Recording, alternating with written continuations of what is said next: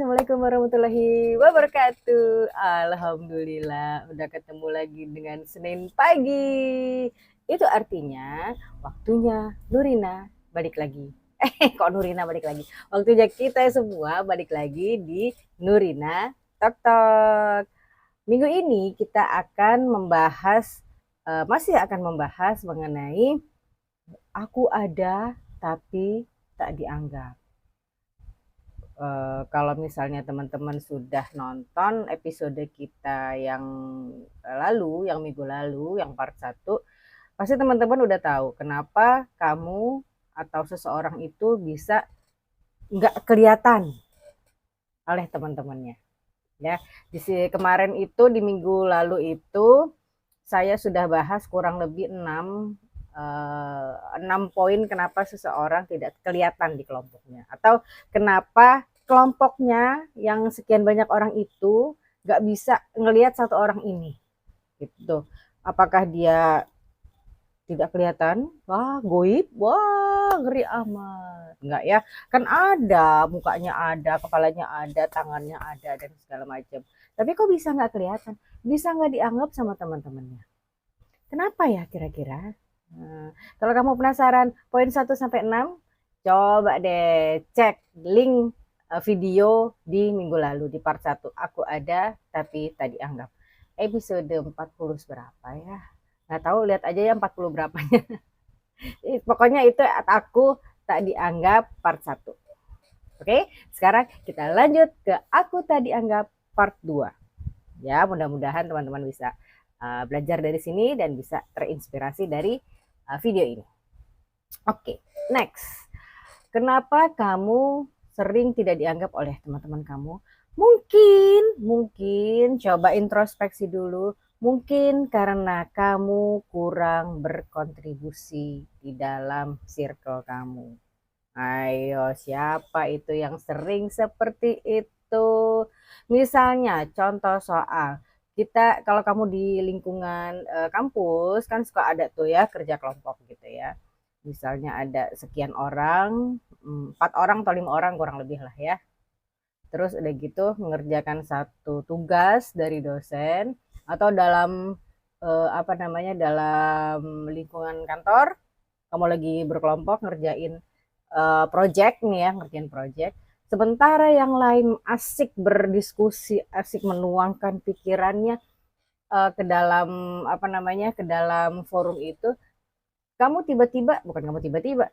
tuh dari awal sampai tengah, mungkin sampai akhir, kamu tuh diem aja, atau cuma nyatet aja, oh di sini ngomong ini, sini ngomong ini, sini ngomong ini, nyatet aja, tapi tidak berkontribusi, tidak menyampaikan pikiran kamu, tidak menyampaikan pendapat kamu. Ya, jadi kamu tuh pasif gitu. Nah, terus bayangkan kalau bukan kamu yang seperti itu, tapi teman kamu yang seperti itu. Kira-kira kamu bakal ngelihat dia ada atau tidak? Ya, nah itu orang-orang yang terlalu pasif itu cenderung membuat dia dijauhi oleh kelompoknya, gitu ya. Karena dalam situasi apapun, hubungan antar sesama atau antar orang lain, antar individu yang terlalu pasif seperti itu pasti akan membuat hubungan di dalam kelompok itu akan tidak bertahan lama, ya kan? Ya, jika kamu tidak banyak berkontribusi pada satu hubungan, maka kamu akan membuat pihak yang lain menjauh.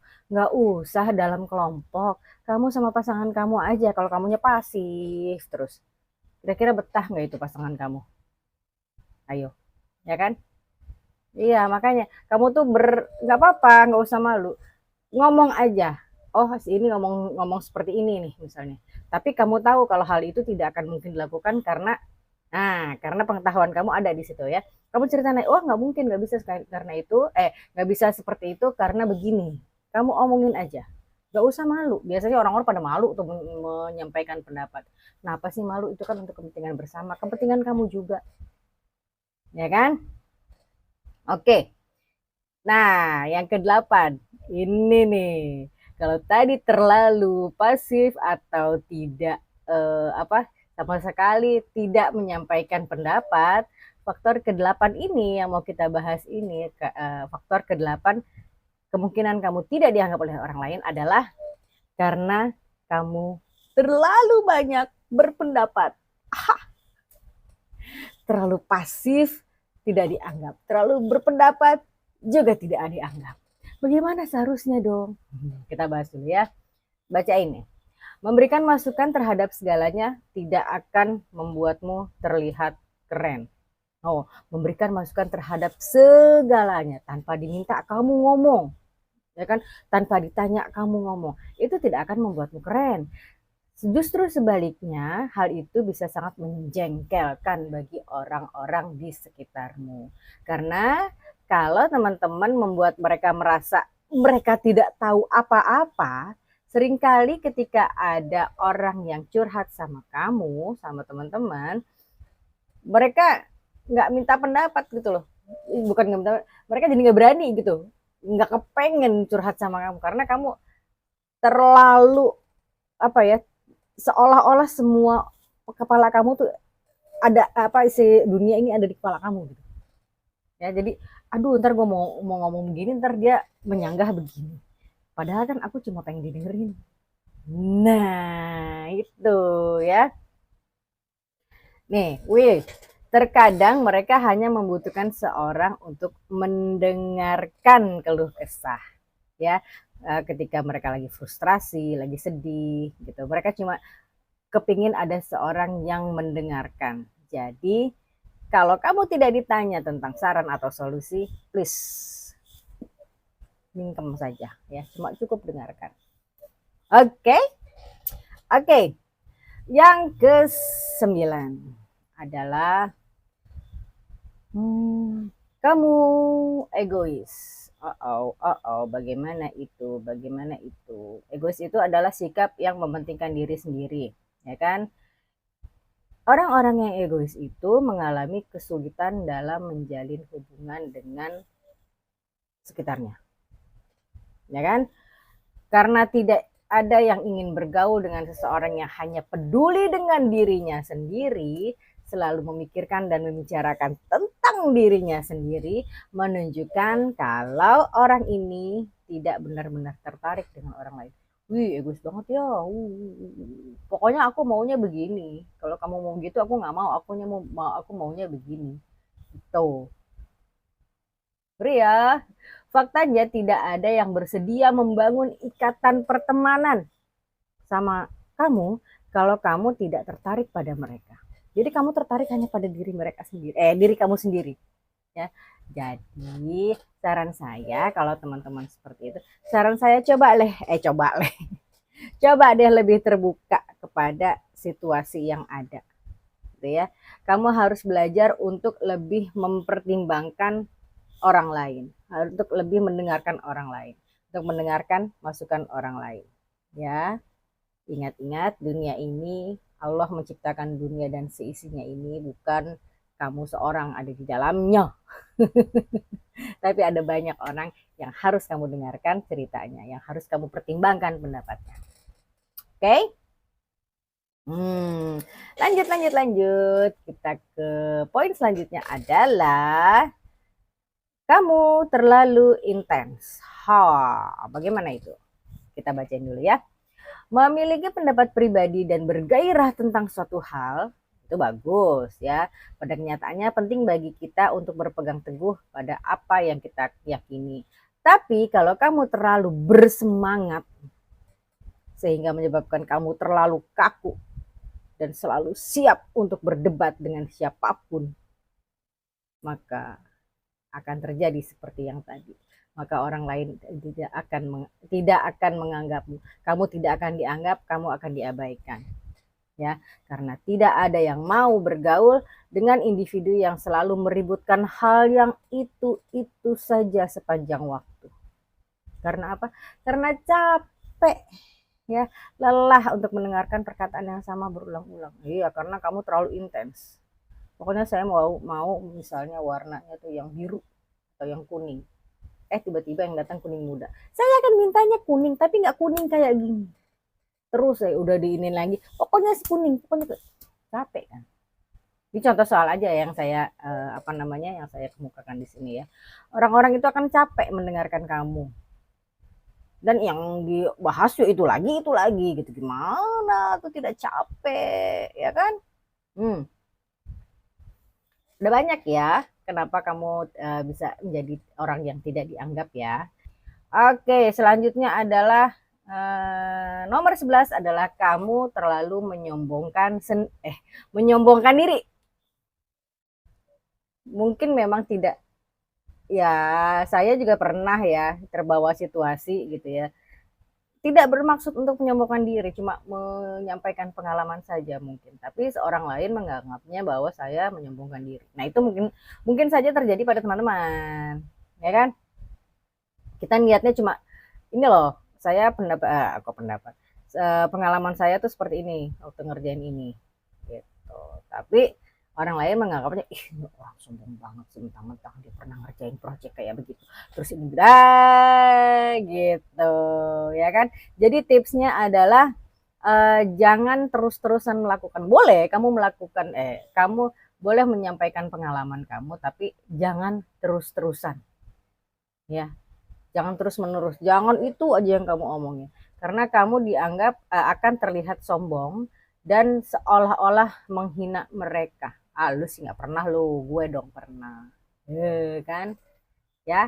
Sekali lagi, kita tidak bisa mengontrol apa isi pikiran orang lain. Jadi udah, kalau dimintai pendapat ya udah secukupnya saja, jangan kepanjangan, jangan niatnya sih memang tidak mau sombong ya, hanya menyampaikan pengalaman pribadi ya.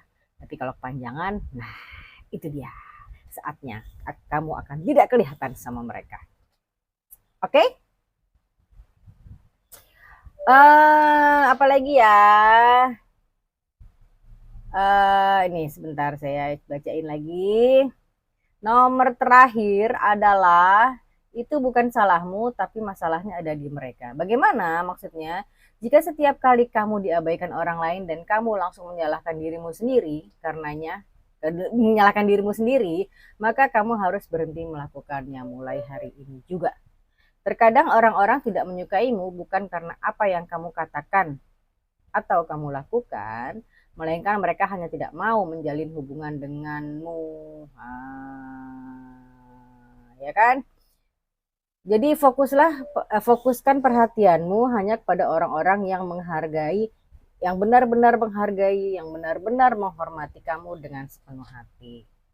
Ya, ada banyak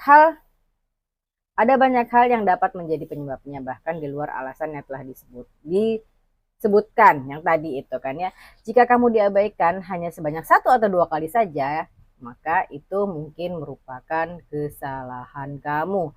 Tapi kalau kamu sudah sangat sering mengalaminya, agak panjang nih saya bacainnya ya, maka mungkin sekarang adalah saatnya kamu untuk berefleksi, untuk mengevaluasi kembali diri kamu sendiri. Ya, dengan demikian diharapkan kamu dapat menemukan akar penyebabnya dan kemudian memperbaikinya. Gitu. Saya ingat cerita salah satu guru saya waktu SMP. Ini saya ceritain sedikit.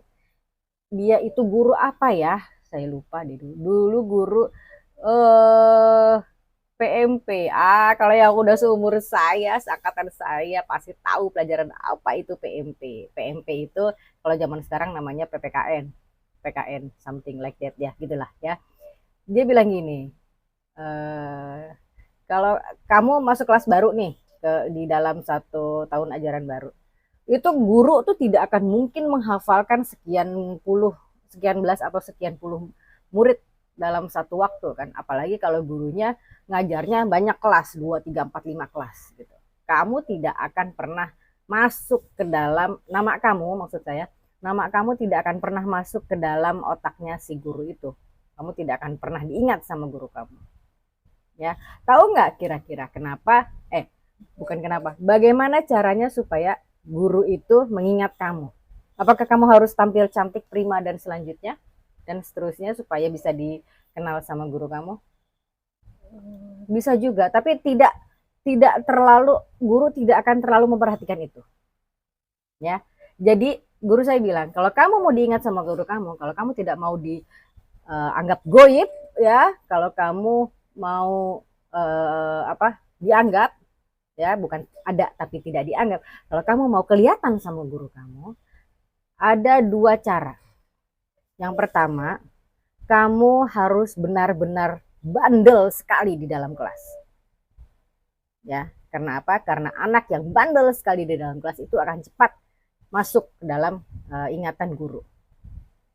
Ya, yang kedua, bagaimana caranya supaya guru kamu mengingat nama kamu adalah kamu harus pinter sekali di dalam kelas. Ya, kalau nilai kamu bagus terus 9, 10, 9, 10, 9, 10, 9, 10, itu pasti nama kamu akan masuk ke dalam memorinya si guru itu. Dan itu dua omongan guru saya itu nancep banget di kepala saya. Jadi kalau kamu lagi di dalam kelas, pilih kamu mau dianggap sebagai apa? Kamu mau dianggap atau tidak, maksud saya.